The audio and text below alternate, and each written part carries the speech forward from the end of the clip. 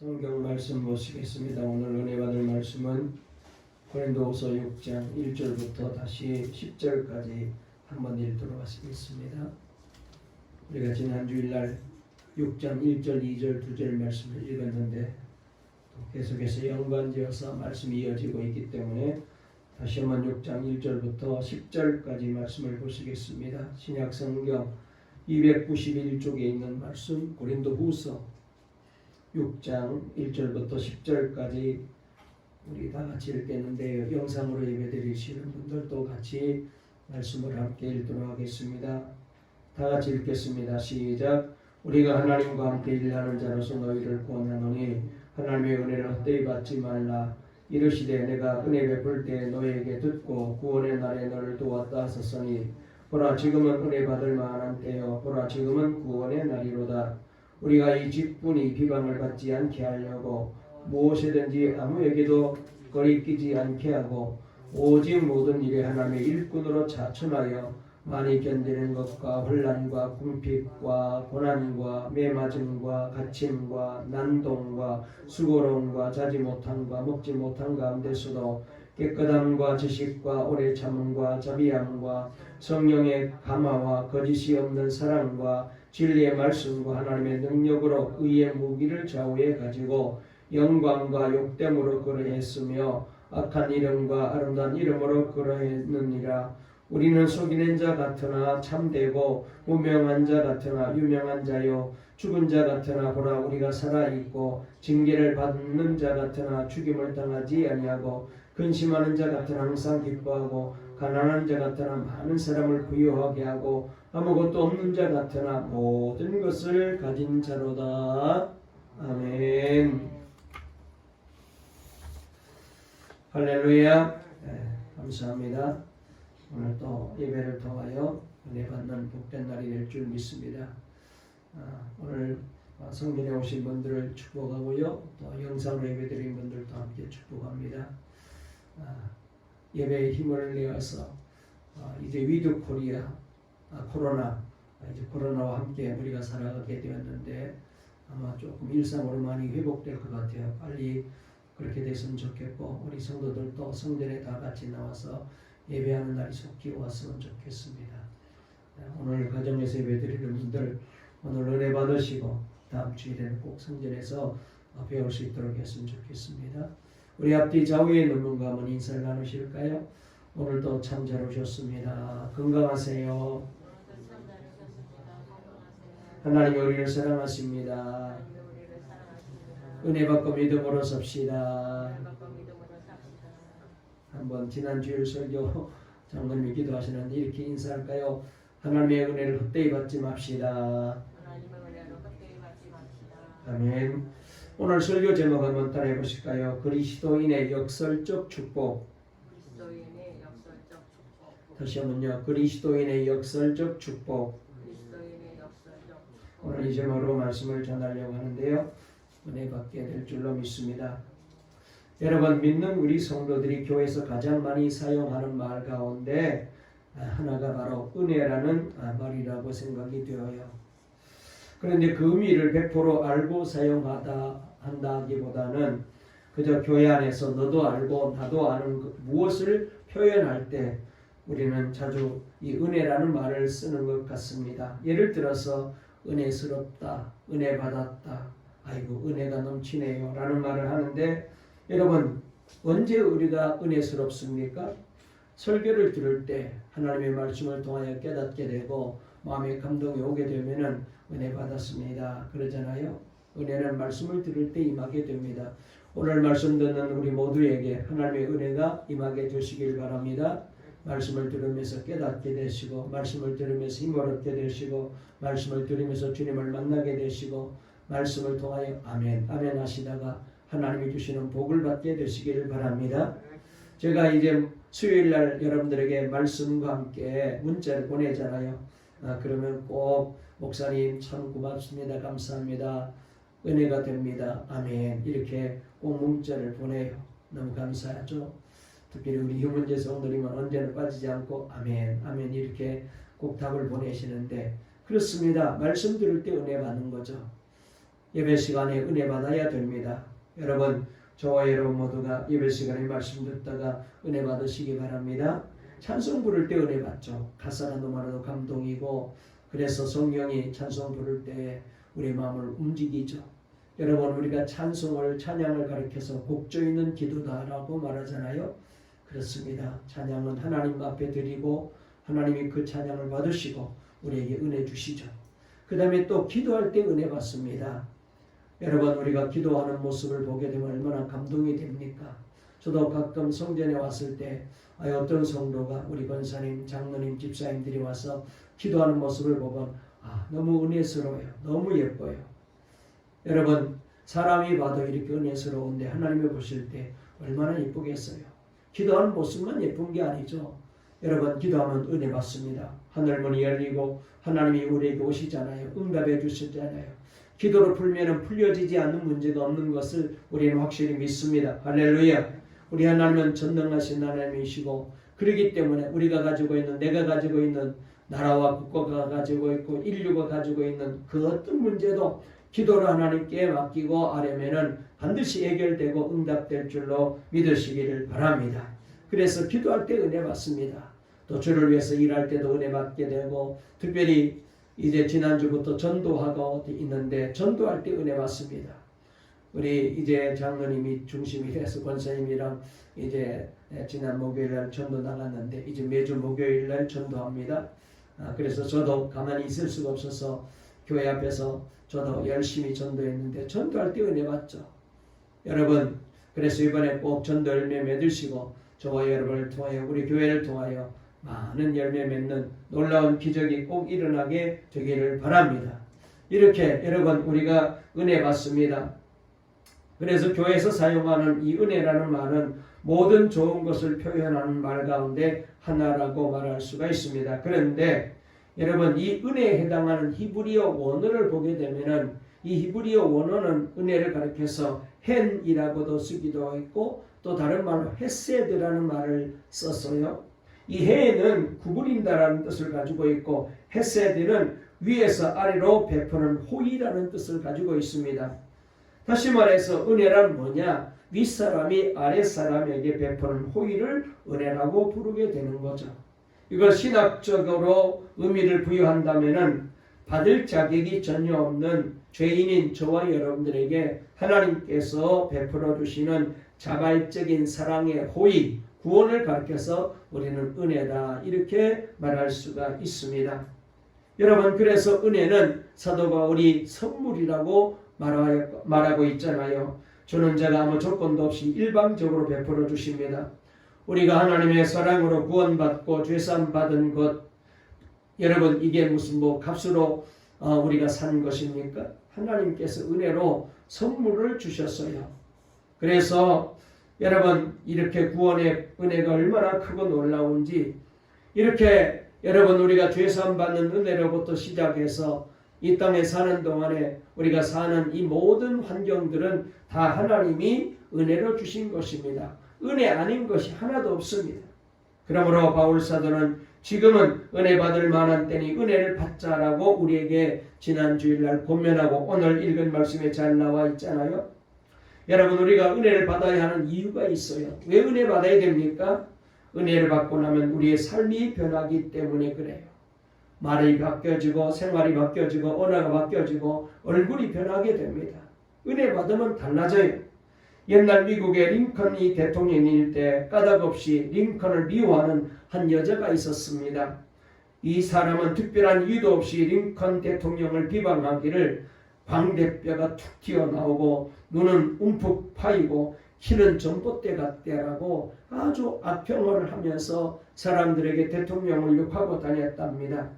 그런데 이제 여자분에게 아들이 있었는데 이 아들이 군대 갔다가 탈영하여서 잡혀가지고 군사재판에 회부되어 사형 선고를 받게 되었대요. 이 아들의 살릴 방법은 오직 하나, 국가 원수의 특별한 사명밖에 다른 길이 없습니다. 이 여인은 아들을 살리기 위해서 백방은 노력한 끝에 대통령을 만나게 되었죠. 그녀는 대통령에게 매달리며 탄원합니다. 그러자 대통령이 돌아가시면은 내일 좋은 소식 있을 것입니다. 안심하시고 돌아가십시오라고 이 여인을 달래서 보냈어요. 정말로 약속한 대로 다음날 아들은 석방이 되었습니다. 그때부터 이 여자가 말이죠, 이 링컨 대통령을 칭찬하며 탄핵이 시작하는데, 내가 만나본 링컨 대통령은 얼굴이 남자답게 뼈대가 굵고 미소 짓는 얼굴은 아주 매력적이고 대화도 부드럽고 조리가 있고 깊은 곳에 들어가 있는 두 눈은 정의로 빛나고 있었고 키가 늘씬하게 큰 신사 중의 신사요 세계 제1의 미남입니다. 사람이 완전히 바뀌었어요. 왜 그렇게 됐을까요? 은혜 받았기 때문에 된 거예요. 전에는 그렇게 욕하던 사람이 완전히 말이 바꿔진 거예요. 은혜 받으면 이렇게 달라집니다. 저와 여러분도 은혜 받고 변화되시기를 주의 이름으로 축원합니다. 여러분, 그렇습니다. 대통령이 자기 아들을 살려주었잖아요. 우리식으로 표현하면 은혜를 받은 것입니다. 링컨이 변한 게 아니라 누가 변하였어요? 여인의 마음이 변한 거예요. 바로 은혜 받은 겁니다. 제가 오늘 장로님 오늘따라 멋있게 보여서 멋있다고 그랬더니 권사님이 아이고 맨날 입던 같은 옷인데요. 그래서 제 눈이 바뀌었나, 내가 은혜 받았나 그랬어요. 여러분, 은혜 받으면 사람 보는 게 눈이 달라지죠. 할렐루야. 자, 우리 옆에 분 가면 인사합시다. 은혜 받고 보니까 얼마나 멋있는지 모르겠네요. 시작. 할렐루야. 다 은혜 받으면 좋아집니다. 오늘 우리도 은혜 받아야 됩니다. 자, 우리 다시 한번 본문으로 돌아가서 6장 1절 한번 읽어보실까요? 시작. 우리가 하나님과 함께 일하는 자로서 너희를 권하노니 하나님의 은혜를 헛되이 받지 말아라. 아멘. 여러분, 하나님은 우리에게 거저 주시는 은혜를 주셨습니다. 선물로 주셨습니다. 그러므로 하나님이 주시는 은혜를 받은 것은 당연한 일입니다. 이 세상에서 누리는 온갖 좋은 것이 다 하나님의 은혜잖아요. 구원의 은혜를 받아야 됩니다. 생활의 복도 받고 건강의 복도 받고 자녀가 잘 때는 복도 받으시고 기업이 잘 때는 복도 받으시고 산업이 풍성해 주시고, 여러분, 이 모든 것들이 다 하나님의 은혜인 줄로 믿습니다. 은혜 없이는 한시도 우리는 살아갈 수가 없는 것이 우리 인생입니다. 은혜는 우리의 삶을 풍성하게 하는 하나님의 축복이기 때문에 반드시 받아야 돼요. 그런데 은혜를 받되 오늘 성경에 뭐라고 말합니까? 헛되이 받지 말아라, 이렇게 말씀하고 있습니다. 이 말은 은혜를 받았으면 그 책임을 다하라는 뜻이잖아요. 하나님은 우리에게 은혜 주신 목적이 있습니다. 은혜 없이는 하나님이 원하시는 사명과 사역을 잘 감당할 수 없기 때문에 하나님은 우리에게 은혜를 베풀어 주셔요. 그리고 은혜는 받을 만한 때에 받아야 된다고 말하고 있습니다. 자, 우리 다 같이 6장 2절 또 읽어보실까요? 시작. 이르시되 내가 은혜 베풀 때 너에게 듣고 구원의 날에 너를 도왔다 하셨으니 보라 지금은 은혜 받을 만한 때요 보라 지금은 구원의 날이로다. 아멘. 여러분, 영국 격언에 보게 되면은 쇠는 달구어져 있을 때 치라 그랬어요. 또 해가 떴을 때 건초를 말려라 라는 그런 이제 격언도 있습니다. 우리 속담에도 이런 말이 있잖아요. 물 들어왔을 때 뭐해라? 노저어라. 때가 있어요. 아무 때나 되는 게 아닙니다. 농사도 때가 있어야 됩니다. 때에 맞춰서 농사를 지어야 돼요. 공부도 때가 있습니다.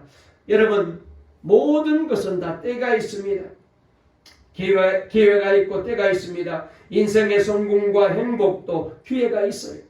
성공한 사람들은 주어진 기회를 잘 잡고 잘 활용한 사람들이잖아요. 반대로 실패한 사람들은 기회를 무심히 보다가 놓쳐버린 사람들입니다. 기회는 흐르는 물과 같이 지나갑니다. 한번 지나간 기회는 다시 돌아오지 않아요. 그래서 제가 어느 글에 보니까 돌아오지 않는 것이 4가지가 있대요. 첫째는 시위를 떠는 화살은 돌아오지 않는다. 그 다음에 지나간 과거의 일도 돌아오지 않는다. 그 다음에 성급하게 내뱉는 말도 되돌릴 수가 없다. 그리고 이미 지나가버린 황금 같은 기회, 시간은 다시 돌아오지 않는다. 이렇게 말했습니다. 그렇습니다. 다시 돌아오지 않아요. 오늘 본문 말씀에 지금이라고 말했어요. 보라 지금은 은혜 받을 만한 때요 라고 말했습니다. 여러분, 지금이란 말은 숨을 쉬는 순간이며 살아있는 이 찰나 이 순간 바로 이 자리에서 은혜를 받아야 된다는 거예요. 나의 맥박이 뛰고 심장이 고동치고 손발이 움직이고 두 눈이 깜빡이고 있는 이 순간이 바로 지금입니다. 지금 이 시간 이 순간에 은혜를 받으라는 말씀입니다. 다음에 하던 일을 끝내고 나서 하지, 건강해지면 하지, 형편이 좋아지면 하지, 코로나 지나간 다음에 잘 믿지, 그럴 수 없다는 거예요. 지금 은혜 받아야 됩니다. 여러분, 이 다음에 할 수 있다는 것은 마귀의 속삭임입니다. 우리 동강의 모든 성도님들 기회를 놓치지 마시길 바랍니다. 지금 은혜 받을 때인 줄로 믿으시기 바랍니다. 아니, 오늘 이 시간 은혜 받는 복된 시간인 줄로 꼭 믿으시고 은혜 받고 돌아가시기를 주의 이름으로 축원합니다. 영상으로 카톡으로 들어오셔서 예배드리는 우리 동강의 모든 성도님들 오늘 이 예배를 통하여 다 은혜 받으시기를 주의 이름으로 축원합니다. 한번 아멘 크게 한번 해보십시오. 집을 떠나가도록 집에서 예배드리는 분, 천정이 무너지도록 성전에 오신 분도 오늘 이 시간 은혜 받고 돌아가시기를 주의 이름으로 축원합니다. 할렐루야. 아, 너무 좋네. 네, 지금 은혜 받아야 돼. 나중에는 마귀의 속삭임입니다. 이 다음에 하지, 내일 다음 주부터 아니, 그럴 수 없어요. 절대로 그럴 수 없어요. 오늘 우리가 힘들다고 은혜 받은 날을 뒤로 미루게 되면 그 다음에 은혜는 없습니다. 힘들고 어려워도 지금이 바로 그 은혜를 받을 때입니다. 그리고 은혜 받은 다음은 하나님의 일꾼으로 일하는 거예요. 자, 우리 다같이 본문으로 돌아가서 3절부터 8절까지를 한번 읽어보시도록 하겠습니다. 다같이 읽습니다. 시작. 우리가 이 직분이 비방을 받지 않게 하려고 무엇이든지 아무에게도 거리끼지 않게 하고 오직 모든 일에 하나님의 일꾼으로 자천하여 많이 견디는 것과 환난과 궁핍과 고난과 매맞음과 갇힘과 난동과 수고로움과 자지 못함과 먹지 못한 가운데서도 깨끗함과 지식과 오래 참음과 자비함과 성령의 감화와 거짓이 없는 사랑과 진리의 말씀과 하나님의 능력으로 의의 무기를 좌우에 가지고 영광과 욕됨으로 거래했으며 악한 이름과 아름다운 이름으로 그리했느니라. 여기까지. 자, 여기 말씀에 보게 되면은 여러분, 사도 바울은 우리에게 받은 은혜의 책임을 다하려면은 하나님의 일꾼으로 마땅히 주어진 일을 감당해야 된다. 사명을 감당해야 된다고 말하고 있습니다.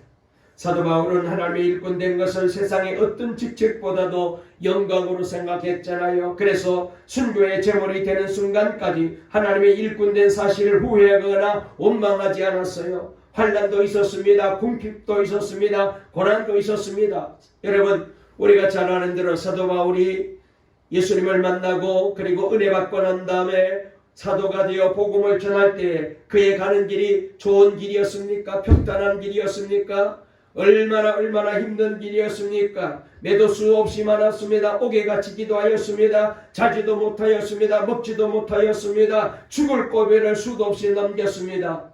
여러분, 하나님의 일을 위해서 일하고 하나님의 사명을 위해서 일하게 되면은, 하나님의 복음을 위해서 일하게 되면은 우리 하나님이 이런 일이 없게 만들어 주셔야 되잖아요. 그런데 오히려 사도가 되지 않았을 때는 이러지 않았는데 사도가 되어서 복음을 전할 때에 얼마나 어려운 일이 많고 환난이 많고 고난이 많고 핍박이 많았는지. 그렇지만은 사도 바울은 도리어 하나님의 일꾼 된 사실을 감사하고 나는 기뻐한다는 거예요. 왜요? 은혜 베풀어 주신 우리 주님께서 이 귀한 복음을 전하고 이 일을 위해서 이 복음 전하는 일꾼으로 하나님께서 나를 쓰기 위해서 불러주셨기 때문에, 그러므로 고난을 당하고 핍박을 당하고 환난을 당할지라도 감사하며 은혜로 은혜 받은 자답게 복음을 전하는 사명자로 일꾼으로 일하게 된 거예요. 여러분, 저와 여러분도 은혜 받고 이렇게 기쁜 마음으로 주의 일 감당하는 그런 귀한 분이 되시기를 주의 이름으로 축원합니다. 아무나 하나님의 일을 할 수 있는 게 아니잖아요. 좋은 군사가 전쟁을 이기는 것처럼 좋은 일꾼이 하나님의 일을 잘 감당할 수가 있거든요. 하나님께서 믿음직스럽게 일을 맡길 수 있는 일꾼이 되어야 됩니다. 여러분, 이 일꾼이라는 말은 헬라어로 디아코노스라고 말해요. 디아코노스. 이 디아라는 말은 통하여라는 뜻이고 코노스는 먼지라는 뜻을 가지고 있어요. 이렇게 합친 이 일꾼이라는 단어, 이 디아코노스의 의미는 먼지 속을 통과하는 사람이라는 그런 뜻을 가지고 있습니다. 일꾼이라는 말은. 그러므로 이 말을 좀 더 우리가 알아듣기 쉬운 말로 말하면 일꾼이란 뭐냐? 더러운 것을 치우는 사람이다. 그런 뜻을 가지고 있어요. 자, 무슨 말입니까? 여러분, 우리가 언제 큰 은혜 받습니까? 편안하게 앉아있을 때 은혜 받습니까? 물론 그렇게도 은혜가 임할 때도 있어요. 그런데 큰 은혜는 우리가 먼지 속을 통과하는 사람들처럼 주님을 위해서 고난을 통과할 때, 교회를 위해서 헌신하고 수고할 때, 사명을 위해서 일하고 복음을 위해서 충성할 때 하나님께서 그때 우리에게 큰 은혜를 경험하게 만들어주십니다.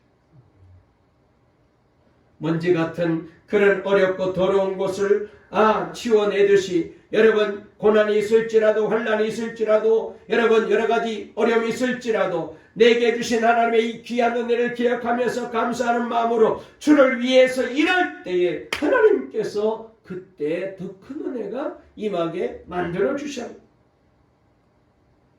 그리고 그렇게 주를 위해 헌신하고 고난받는 것이 세상 사람들이 볼 때는 죽을 것 같고 가난한 자 같고 약한 자 같고 아무것도 없는 자 같게 보이지만 오늘 말씀에서 바울은 이렇게 말합니다. 우리가 참되고 우리가 유명한 자요 내가 살아있고 죽음을 당하지 아니하고 항상 기뻐하고 많은 사람을 부유하게 하고 모든 것을 가진 사람입니다. 할렐루야. 은혜 받으면 이렇게 바뀌어져요. 세상 사람들은 아니 저 사람 저렇게 교회 열심히 잘 다니고 교회에서 저렇게 봉사하는데 왜 저렇게 어렵게 살지 가난하게 살지. 여러분 안 믿는 사람이 볼 때는 우리 믿는 사람들이 참 이상하게 보입니다. 저렇게 교회를 해서 몸도 바치고 시간도 드리고 헌금도 드리고 재산도 바치는데 왜 저 사람 저렇게 어려울까 가난할까? 아닙니다. 여러분 우리는 모든 것을 가진 사람입니다. 우리는 유명한 사람입니다. 할렐루야. 우리는 살아있는 사람입니다. 우리는 복받은 사람입니다. 아멘. 자, 그래서 오늘 8절부터 10절에 그 말씀이 잘 나와 있는데요. 우리 8절 끝머리 우리는부터 읽어볼까요? 시작. 우리는 속이는 자 같으나 참되고 무명한 자 같으나 유명한 자요 죽은 자 같으나 보라 우리가 살아있고 징계를 받는 자 같으나 죽임을 당하지 아니하고 근심하는 자 같으나 항상 기뻐하고 가난한 자 같으나 많은 사람을 부유하게 하고 아무것도 없는 자 같으나 모든 것을 가진 자로다. 할렐루야. 얼마나 귀한 말씀인지요. 자, 여러분 이것을 가르쳐서 뭐라고 말하느냐? 역설적인 진리다 이렇게 말해요. 역설적 진리. 여러분 역설이란 이 파라독스라는 말은 상식적으로는 판단할 때 모순이 되는 것 같은데 오히려 그 안에 중요한 진리를 예포하고 있다는 것을 말하잖아요. 예를 들면 이런 것들입니다. 여러분 성경에 보면 이런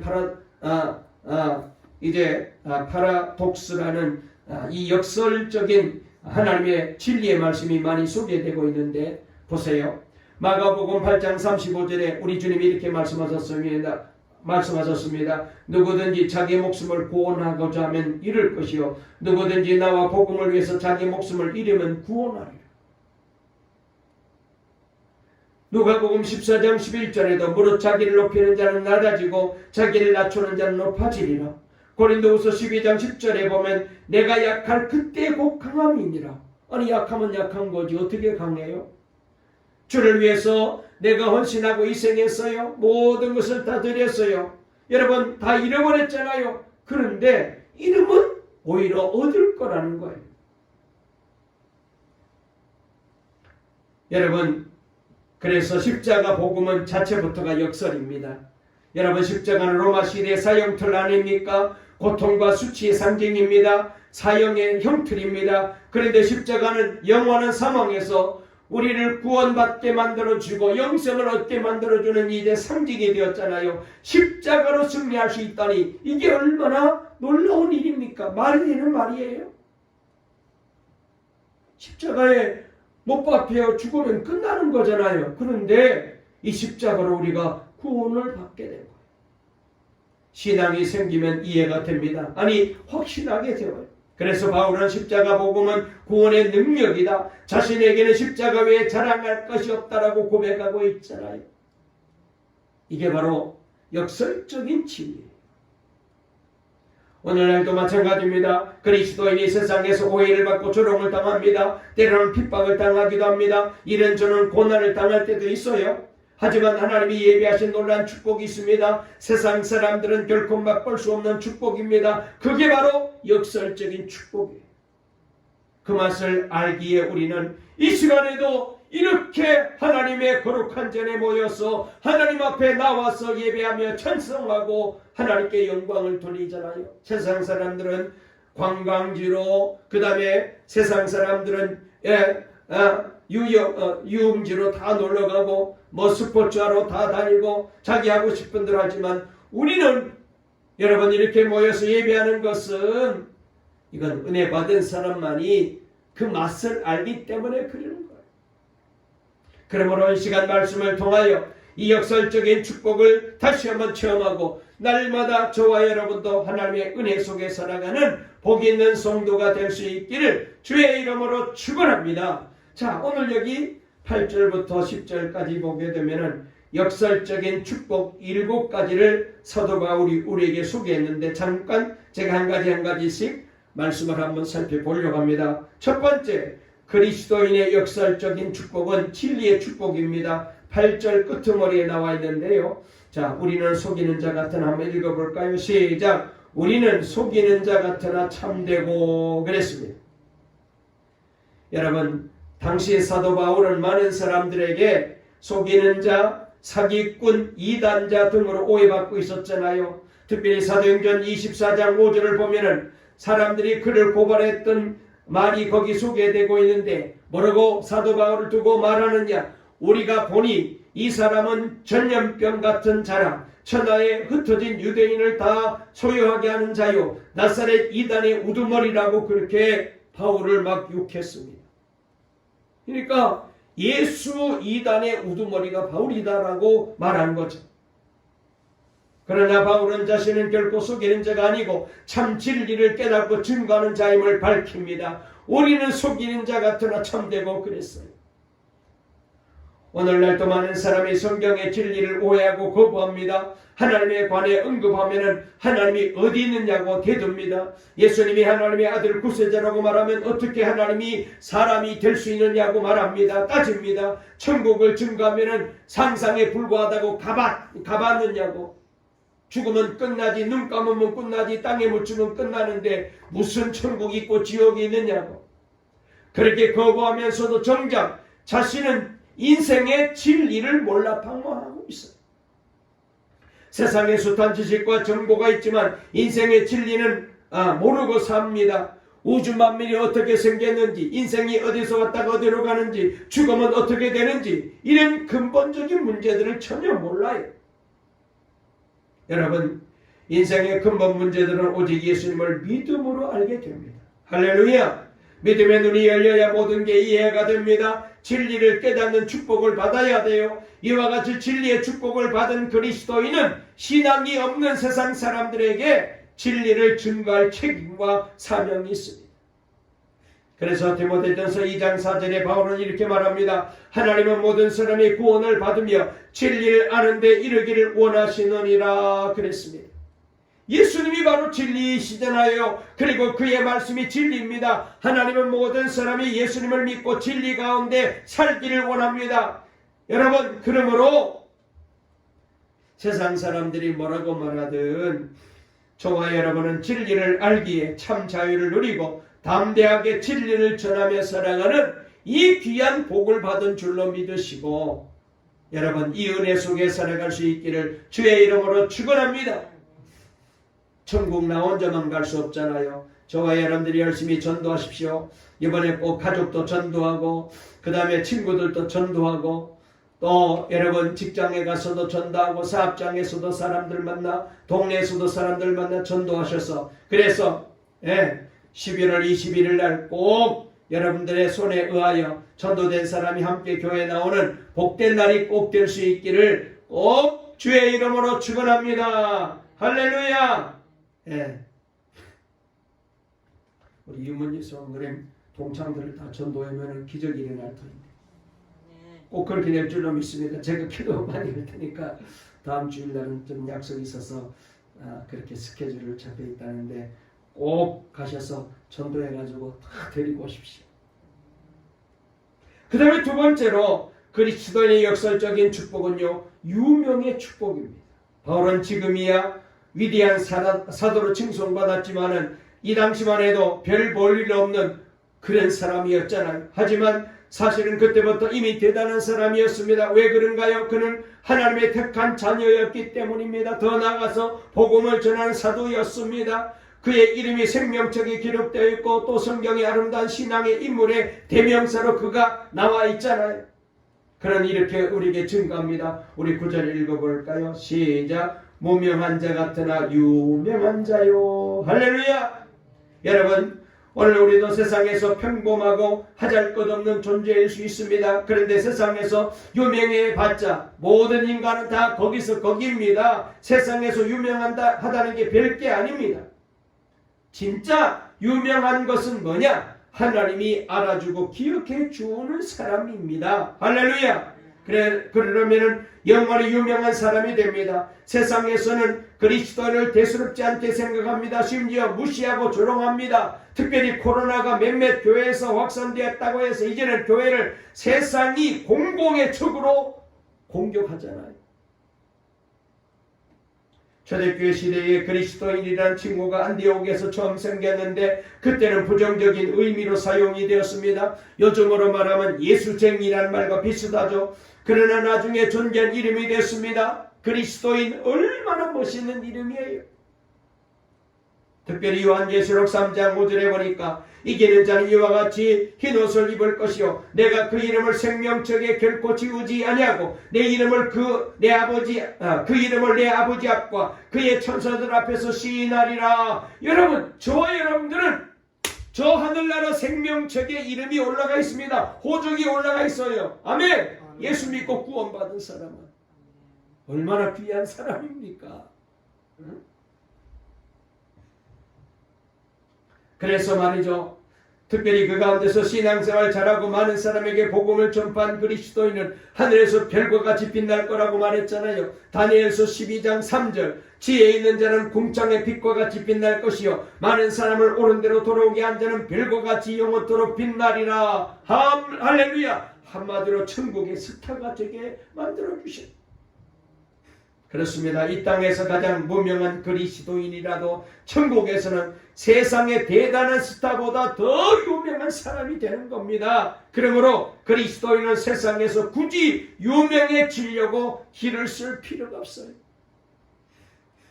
저와 여러분은 오직 하나님 앞에서 유명한 자가 되시기를 주의 이름으로 축원합니다. 세 번째로 역설적 축복이 뭐냐? 영생의 축복입니다. 바울은 복음을 전파하다가 죽음을 당할 뻔했던 적이 여러 차례 있었습니다. 그래서 항상 죽은 목숨 같았어요. 그러나 그는 영생을 확신하며 당당했었습니다. 영생은 장차 육신의 죽음 후에 누리는 것으로 오해하기도 하였는데 사실 그렇지 않습니다. 예수님을 영접하는 순간부터 영생이 시작됩니다. 그러므로 육신적으로 살아있으나 죽은 자, 여러분, 육신적으로 저와 여러분들은 다 살아있는 영적인 축복받은 사람입니다. 그래서 바울이 이렇게 9절에 말하잖아요. 우리 다시 한번 9절 읽어볼까요?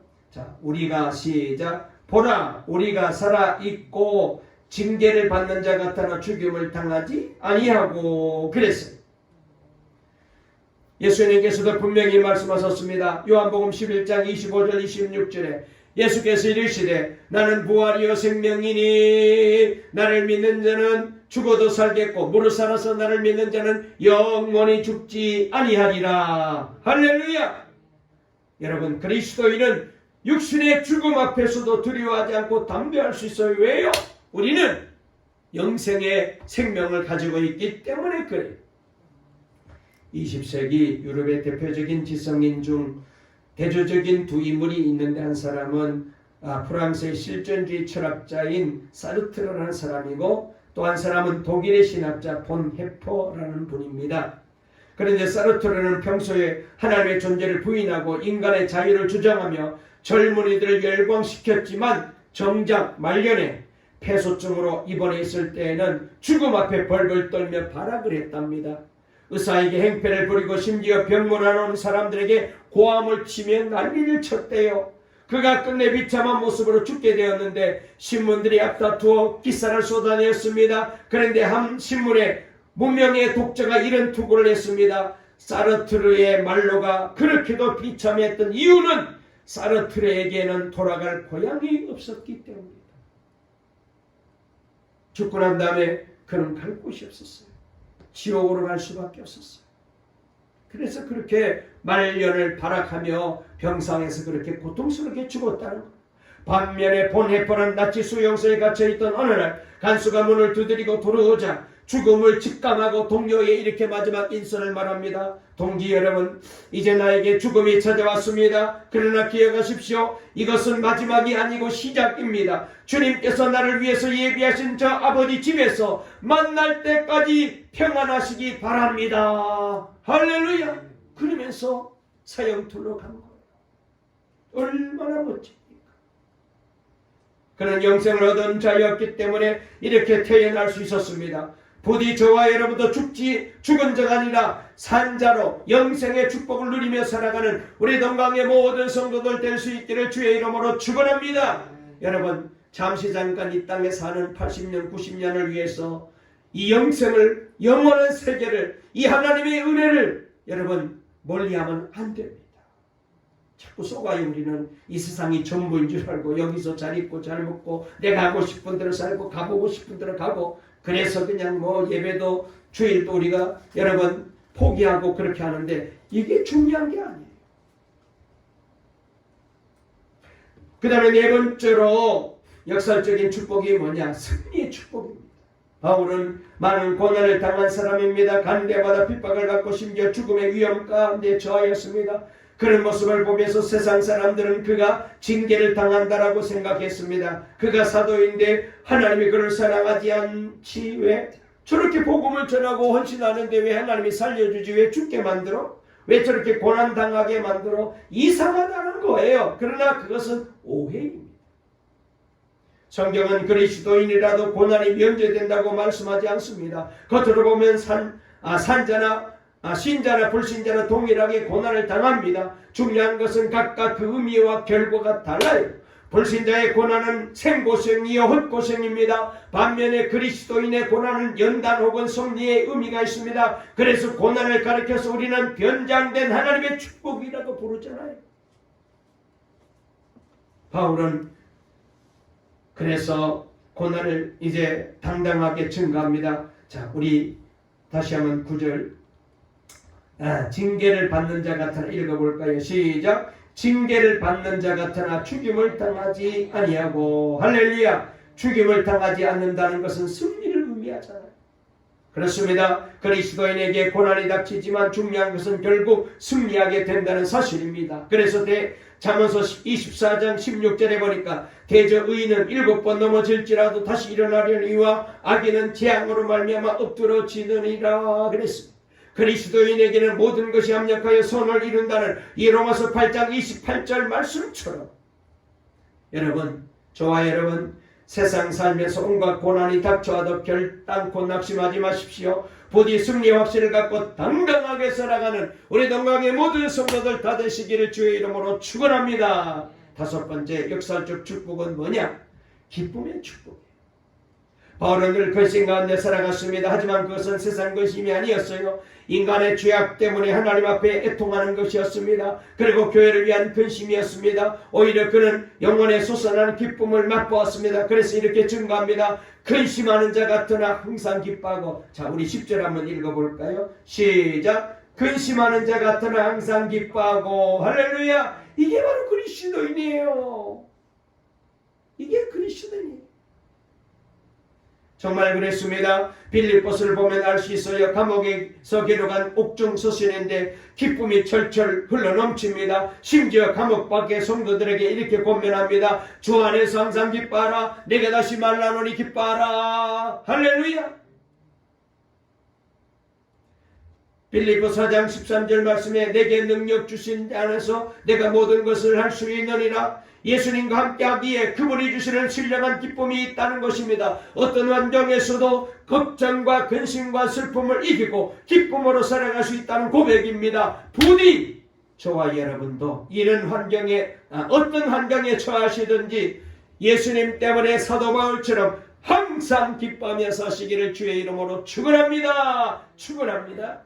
집에서도 기뻐하고 일터에서도 기뻐하고 차를 타면서도 기뻐하고 교회 오면서도 기뻐하고 할렐루야.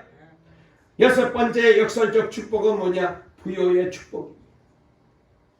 바울은 원래 그 사람 부자였잖아요. 그런데 복음을 위하여 모든 것을 배설물로 여겼습니다. 그런 가운데서도 가운데 가난도 경험했습니다. 이 모습을 보고 세상 사람들은 아니 예수 믿고 잘 된 게 뭐 있어? 예수 믿으면 복 받는다네. 복 받은 게 뭐 있어? 예수 믿으면은 모든 일이 잘 되고 병도 안 걸리고 하는 일도 잘 되고 사업도 잘 된다는데 부자 된다는데 무슨 복을 받았어? 비아냥거렸어요. 그러나 바울은 세상이 알지 못하는 영적 부요가 있음을 증거합니다. 우리 10절 중반에 한번 읽어볼까요? 시작. 가난한 자 같으나 많은 사람을 부유하게 하고 그랬어요. 할렐루야. 가난한 자 같으나 많은 사람을 부유하게 한다는 것입니다. 여러분, 우리 그리스도인들은 정말 이런 사람입니다. 아무리 육신적으로 가난해도 영적으로 부유하면 얼마든지 감사하며 살 수 있거든요. 심지어 육신적으로 부유해도 영적으로 가난한 자들을 긍휼히 여기며 저들에게 복음을 전할 수가 있어요. 우리는 부유한 자입니다. 돈이 많아서 부유한 게 아니고 세상에서 줄 수 없는 예수님을 통하여 은혜 받고 이렇게 복받은 자로 부자로 살아갑니다. 할렐루야. 따라해 보실까요? 나는 부자입니다. 나는 예수 믿고 부자 됐습니다. 할렐루야. 어느 할머니가 계셨대요. 그분은 가난한데 내가 앞을 보지 못하는 그런 장님이었대요. 예수님을 믿고 나니까 영혼의 기쁨이 찾아왔어요. 다른 사람들은 자신을 불쌍히 여기지만 오히려 예수님을 몰라 멸망 길로 가는 사람들이 너무 불쌍하게 보였어요. 저렇게 가다가 인생 끝나면 지옥불에 떨어질 터인데 그래서 꼭 전하고 싶다고 기도했더니 하나님이 아이디어를 주시더래요. 뭐라고 말씀하시느냐? 사람들이 자기를 불쌍히 여길 테니까 지나가는 사람들을 붙잡고 그리고는 성경을 이렇게 표시해가지고 거기 좀 표시된 데를 읽어달라고 내가 앞을 보지 못하니까 그래서 요한복음 3장 16절을 딱 표시해놓고 그리고는 지나가는 사람 붙잡고 내가 앞을 보지 못하니까 여기에 무슨 말씀을 적어놨는데 한번 읽어주세요라고 그 구절을 읽게 만들었답니다. 그리고 난 다음에 읽으면은 그 사람이 물었대요. 이 뜻이 뭔지 아느냐고. 안다고 대답하면은 그리스도인이 됐으니까 됐고 모르면 쭉 설명을 해 주어라. 이 말씀은 바로 하나님께서 우리 죄인들을 구원하기 위해서 독생자 예수님을 이 땅에 보내주셔가지고 누구든지 저를 믿으면 구원받고 영생 얻어 천국 간다는 말씀입니다. 그러므로 당신도 이 말씀대로 예수 믿고 구원받으세요. 그렇게 해가지고 전도를 얼마나 많이 했는지. 할렐루야. 여러분, 우리는 부유한 자입니다. 많은 사람들을 넉넉하게 만들어주는 사람입니다. 그리스도인은 자신만 부유한 게 아니라 다른 사람들까지 부유하게 하는 자입니다. 비록 세상에서 가난해도 영적으로 부유하고 더 나아가서 천국의 기업을 상속받은 것이기 때문에 진짜 부자예요. 마지막 7번째 역설적 축복, 천국 기업을 얻게 되었어요. 자, 우리 다같이 10절 끄트머리를 읽겠습니다. 10절 처음부터 읽어볼까요? 시작. 근심하는 자 같으나 항상 기뻐하고 가난한 자 같으나 많은 사람을 부유하게 하고 아무것도 없는 자 같으나 모든 것을 가진 자로다. 할렐루야. 그리스도인은 이 세상에서 혹시 빈 터터리 같아도 천국 기업을 소유한 자이기 때문에 최고의 부자입니다. 저와 여러분들을 위해서 우리 주님께서 저 천국 집을 준비해 놓으신 줄로 믿으시기 바랍니다. 그래서 바울은 아무것도 없는 자 같으나 모든 것을 가졌다 그랬습니다. 로마서 8장 17절 18절에 상속자이면 또한 하나님의 상속자요 그리스도와 함께 한 상속자니 우리가 그와 함께 영광을 받기 위하여 고난도 함께 받을 것이라 생각하건대 현재의 고난은 장차 우리에게 나타날 영광과 좋게 비교할 수 없다. 그렇게 말하면서 예수 믿고 구원받은 우리는 예수님과 함께 천국의 저 기업을 상속받은 자가 되었다는 거예요. 천국 기업을 우리 하나님이 저와 여러분들 위해서 준비해 놓으신 줄로 믿으시기를 바랍니다. 모든 것을 가진 자가 된 거예요. 말씀을 마치려고 합니다. 여러분, 세상 사람들이 뭐라 하든지 우리 그리스도인에게는요 놀라운 축복이 주어져 있어요. 세상 사람들이 볼 때는 별게 아닌 것 같습니다. 이해가 안 됩니다. 그래서 역설적인 축복이라 부르게 됩니다. 그게 바로 예수님을 믿는 신앙의 비밀이죠. 은혜 받은 자에게 주시는 축복이죠. 아무쪼록 저와 여러분들은 이 비밀을 알기에, 이 은혜를 알기에 이 역설적인 축복을 풍성히 누리며 이 땅에 사는 동안에 정말로 은혜 속에 사시고 마지막 날 하늘 나가서 기업을 상속받으시고 유명 스타가 되시고 하나님이 기뻐하는 복 있는 우리 동방의 모든 성도가 다 될 수 있기를 간절히 주의 이름으로 축원합니다. 축원합니다. 살아계신 하나님 아버지 감사합니다. 오늘도 좋은 날 복된 날을 주시고 이 시간도 저희들을 사랑해 주셔서 주님 앞에 나와 예배할 수 있도록 은혜 주시고 복 주시니 감사합니다. 아버지 하나님 역설적인 축복이 우리에게 있는 것을 깨달았습니다. 아버지 귀한 축복이 우리 동방계 모든 성도들에게 꼭 임하여 저들이 다 영생을 얻게 되고 부자가 되게 하시고 모든 것을 가진 자가 되게 하시고 유명한 사람이 되게 하시고 아버지 하나님 주시는 하늘의 복을 누리며 살아가는 동방의 모든 성도들 다 되게 도와주실 줄 믿습니다. 예수님의 이름으로 간절히 축복하고 기도 올리옵나이다. 아멘.